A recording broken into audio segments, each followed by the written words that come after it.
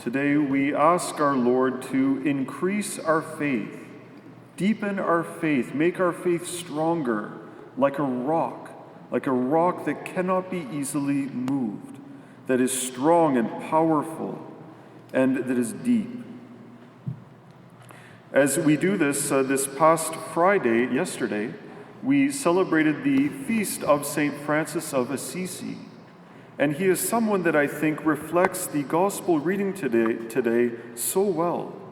After saying, increase our faith, Jesus tells them, if you had faith the size of a mustard seed, you could say to this mulberry tree, be uprooted and planted in the sea, and it would obey you. If you but had just a small little seed of real, authentic, true faith and really believed it, look out what would be possible. We see in the life of St. Francis of Assisi how he had that little seed of faith. We remember how growing up he was in the world, he had all the worldly things. His dad and his parents were well off, they had a great business, and they were training him to take over. How he had a change of heart, and he left it all behind. He gave back all his clothing, everything to his father, and wanted to live his life totally for God. And as he did that, what great things did he have? Nothing. He had nothing. Even he embraced a life of poverty. He didn't want to own anything at all. He made a promise to himself that ever a poor person asked something from him, he would always say yes. He would always give it to them. For him, all he had was his little seed of faith. And look what happened. We still talk about him even until today. For St. Francis, he says that the secret to his faith was looking at Jesus Christ crucified. The secret to his faith was the crucifix. He spent long times in front of our Lord, the image of a crucifix, meditating and reflecting upon it. And it was also there one time when he was reflecting on the passion of Jesus that our Lord spoke to him. And when he received the holy stigmata, the wounds of Christ, in his hands, his feet, and his side. Jesus wanted him to be very close to him in his crucifixion, not only spiritually, but even to get a sense of it physically too. For St. Francis, he had nothing. Francis was nobody, he had no power, nothing. But look at how great he is. Look at how people are still inspired by his seed of faith even until today. For us, his example is a great model of the power of a life of faith, the enduring power of what that life can accomplish and do even for generations afterwards. Nevertheless, a life of faith is not always easy. St. Paul, he encourages Timothy. He tells him, do not be ashamed of the testimony about our Lord or of me, his prisoner, but join with me in suffering for the gospel, relying on the power of God. Part of a life of real faith involves some suffering for the teachings of Jesus. His ways, his teachings are not always the same as those in the world. And today the separation is becoming bigger and bigger, it seems, right? Where to be a faithful Christian today, you stand out. To be a faithful Christian today, especially for our young people here, people will notice. And that's not necessarily a good thing.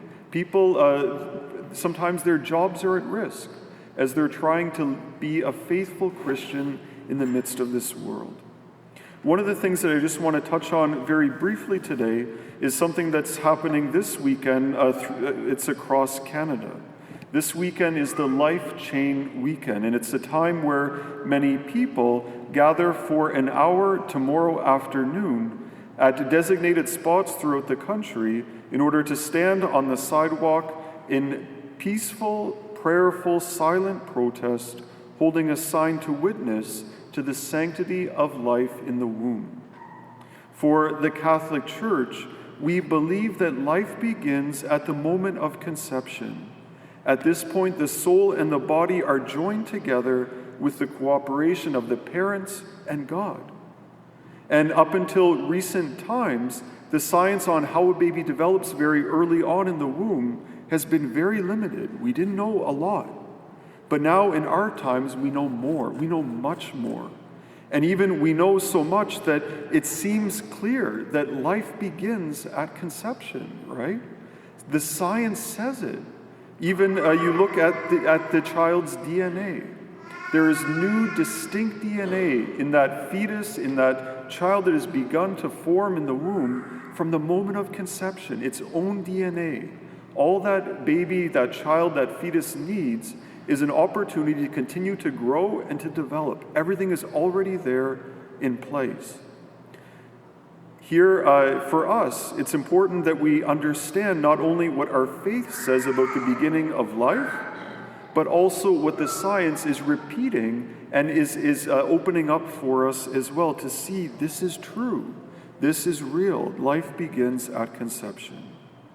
For today, I just want to touch on, I know this is it's a big issue, there's many angles and many layers and all of that, right? I just want to make one point today to think about and maybe to talk about with some of your friends as well. And the point is just simply this.